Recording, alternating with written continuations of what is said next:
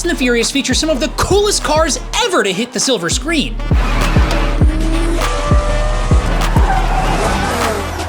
But sometimes the production team casts cars that definitely aren't ideal. So today in Idealist, I'm covering all the worst heaps Dom and his family ever got behind the wheel of. And if you want to right some of these wrongs and pick up one of these cars and mod it so it's actually cool, I'll link to all the vehicles featured in the list down in the description below, thanks to our friends at Auto Tempest. In honor of the 10th film Fast X, this is the 10 worst cars of Fast and Furious. It's showtime!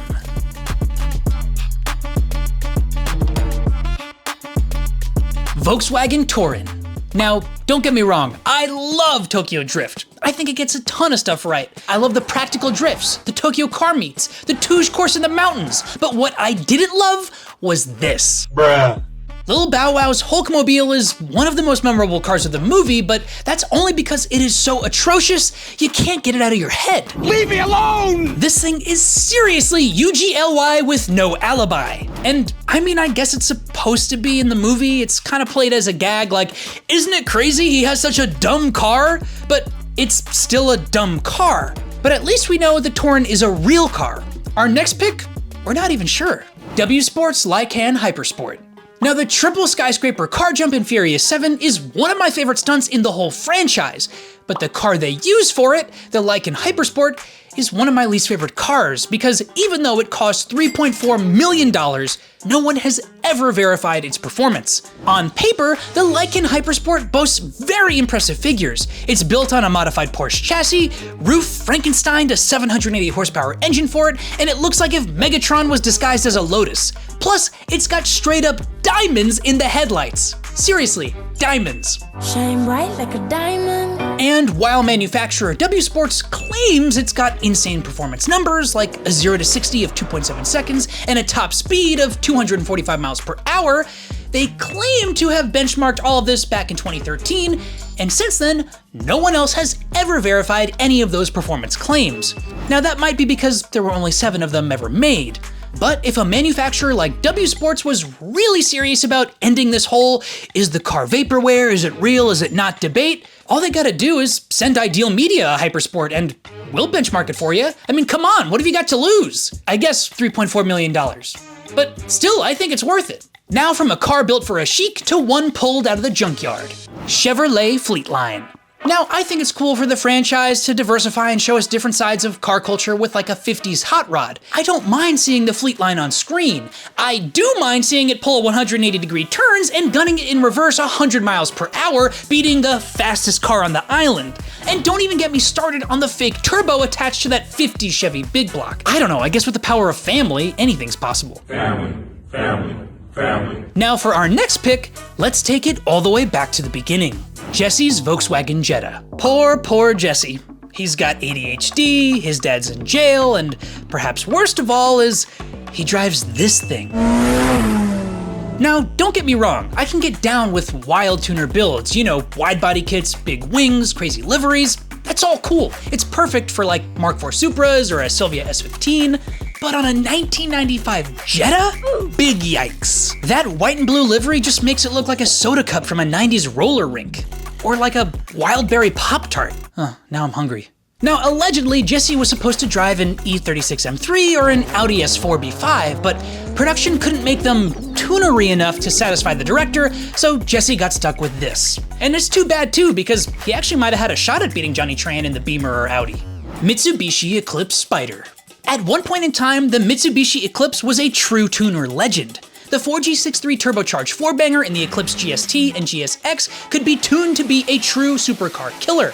You can check out more about that right over here. But by 2003, when Too Fast, Too Furious came out, those days were already long gone. Roman's ride in this film just looks like the Grimace got hit by a glitter bomb. And you know what? I could have forgiven this if they had put this in his car.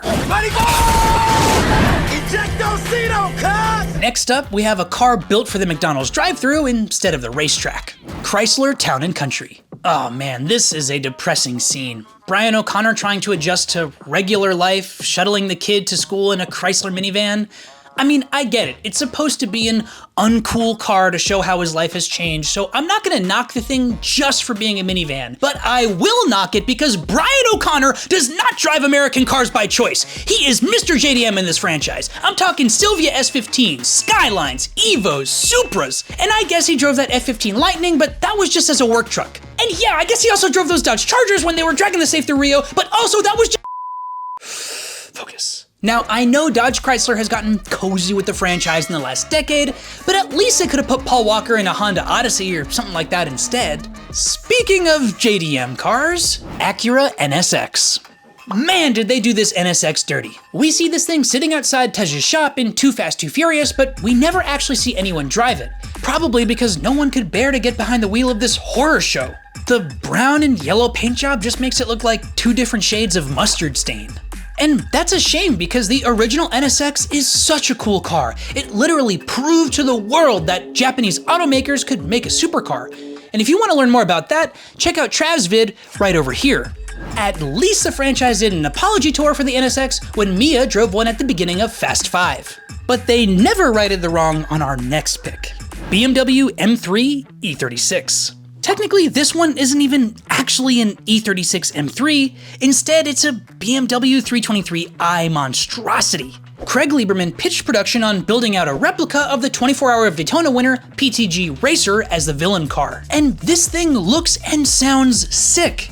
Just imagine it all murdered out chasing down Brian in his Lime Lancer.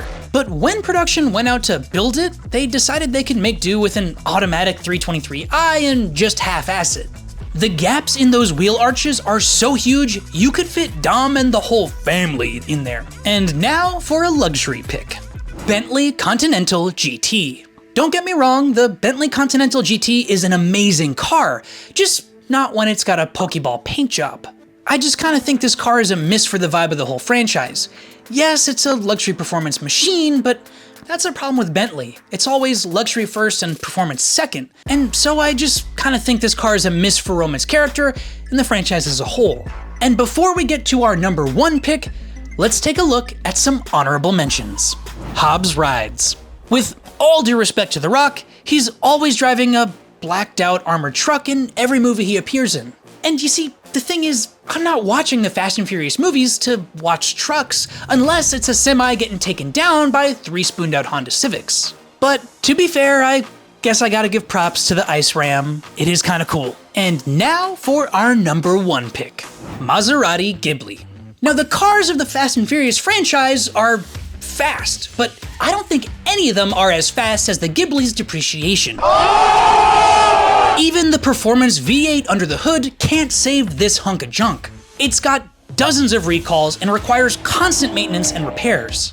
Now apparently for his return in F8, actor Jason Statham added a bunch of clauses to his contract about what kind of cars he's willing to drive for the films. And I can't help but think that it's in part because they made him drive one of these piles in Furious 7. Well, there you have it. The worst cars of the Fast and the Furious. Which one do you think is the worst? And should I have included Vince's Maxima on this list? Let me know down in the comments. You know, the reason I didn't put it on here is because deep down, I think it really suits his character. For more Fast content, check out these vids over here. Otherwise, I'm Garrett, this is Ideal, and whatever car you're driving a quarter mile at a time, just remember to keep on living that ideal lifestyle.